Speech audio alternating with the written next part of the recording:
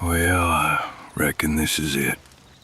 Been sitting here for hours now, watching Dutch pace around like a caged animal, seeing Micah whispering his poison, and I just can't do this no more. 20 years I've been riding with these folk, all them years. And for what? So I can watch Dutch lose his mind while that snake Micah pulls his strings like he's some kind of puppet master?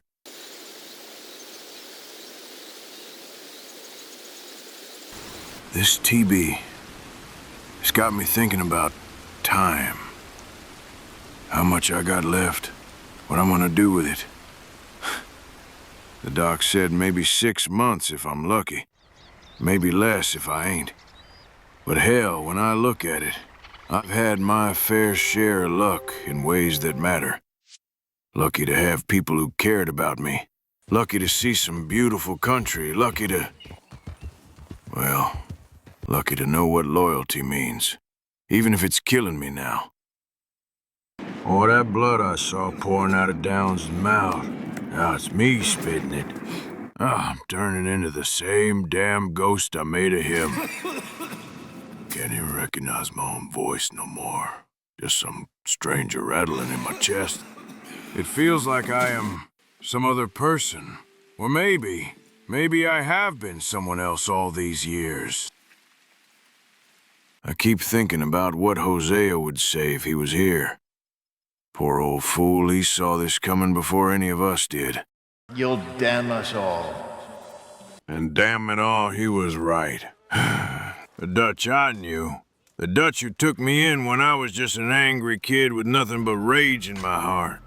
That man wouldn't have left John to rot in Sisika. Wouldn't have trusted Micah over folk who bled for him. Wouldn't have lost sight of what we were supposed to be. We were supposed to be a family. We were supposed to look out for each other. Help folk when we could. Take from those who had too much and give to those who had too little. Robin Hood and his merry men, so it goes. But look at us now. We're just outlaws running scared, hurting innocent folk just to stay ahead of the law. I already tried talking sense into John about all this. Told him he's got a family to think about now. Abigail and little Jack deserve better than this life of running and hiding. That boy's got his whole future ahead of him. Shouldn't have to grow up wondering if his daddy's gonna come home from the next job. Abigail, thoughtful.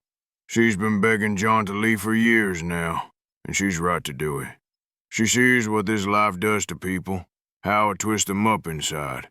But John, stubborn fool that he is, keeps talking about loyalty and family and how we don't abandon each other. Can't seem to understand that sometimes the most loyal thing you can do is walk away before everything burns down around you. I keep telling him, John, you got a chance to give that boy real life, a clean start. Don't let Dutch's madness rob Jack of his future. Maybe if I leave first, show him it can be done, he'll finally see sense. Maybe me and maybe Sadie or Charles right now will be the push he needs to take his own family and run. 'Cause that's what they should do. Run far from all this mess and never look back. Jack deserves to grow up knowing his father is more than just another outlaw who died young and stupid.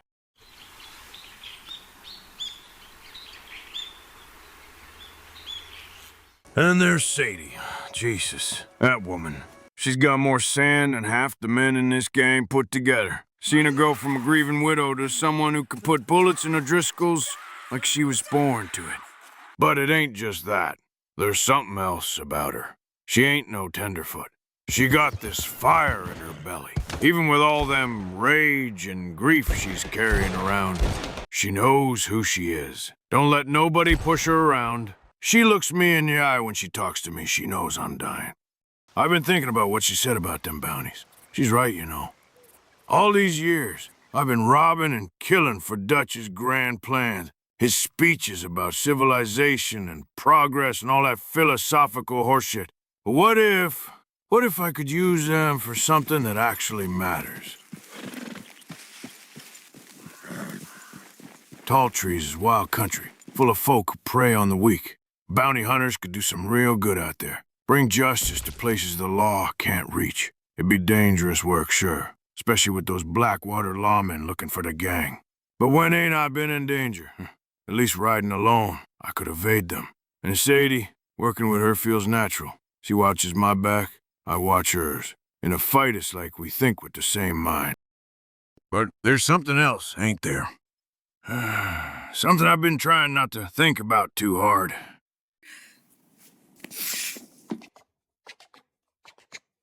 The way she looks at me sometimes. The way my chest is tight when she smiles. Not from the TB, neither. The way she'll put her hand on my arm when she's making a point. How she don't flinch away from me like I'm already a ghost. Mary Linton. Sweet Mary. She's a good woman, real good. Always was too good for me, even when we were young and foolish enough to think love could conquer everything. Smart as a whip, refined, sees the world in ways I never could. I know she still has feelings for me. Hell, I still got feelings for her too, if I'm being honest. When she wrote me those letters, asked me to run away with her, part of me wanted to say yes. Lord knows there's worse things than settling down with a woman who could teach you about art and culture, who'd make you want to be better than you are. She always saw something in me that I ain't sure was ever really there. Well, that's just it, ain't it?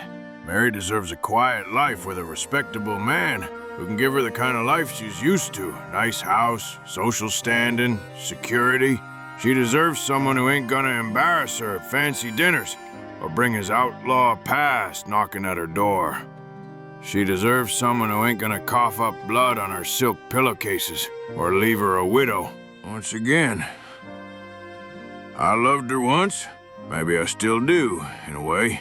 But that love, it belongs to who we used to be, not who we are now. Mary Linton deserves better than a dying man who's got more regrets than years left to live. But Sadie ain't looking for quiet. She's already been through hell and come out the other side harder and sharper than before. She knows what loss feels like, knows what it means to watch someone you love die. If things was to develop between us, she'd go into it with her eyes wide open. She wouldn't be expecting a fairy tale.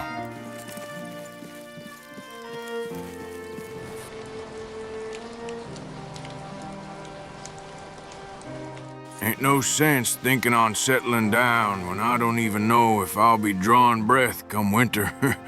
But funny thing about staring death in the eye, it clears the fog. Makes a man see plain what he always wanted, but never had the guts to reach for.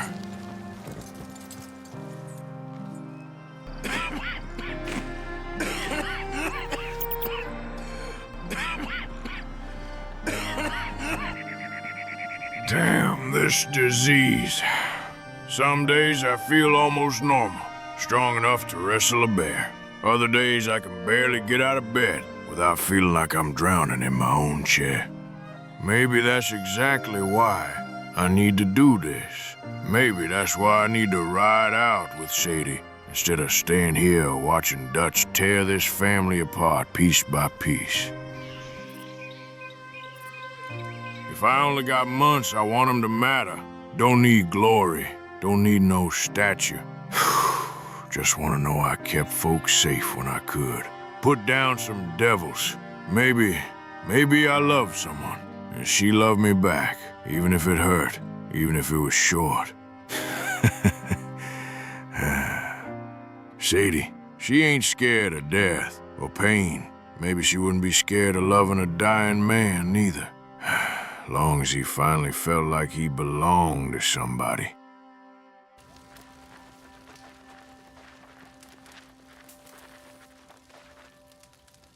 It's clear now. Gang's finished. Dutch, he's gone. Mike is just dragging us all to hell with him, but I don't gotta go. None of us do.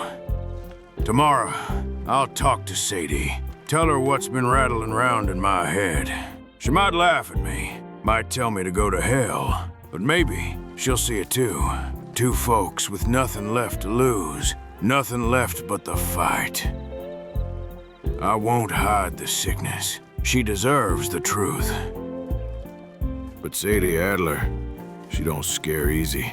Not of death, not of pain. I reckon not of loving a dying man, neither. Sun's coming up now. I think I finally know what I gotta do. Dutch always said we'd go out in a blaze of glory. Maybe he was right. Just ain't gonna be his blaze. It's gonna be mine. Living too fast, I've been living too wrong.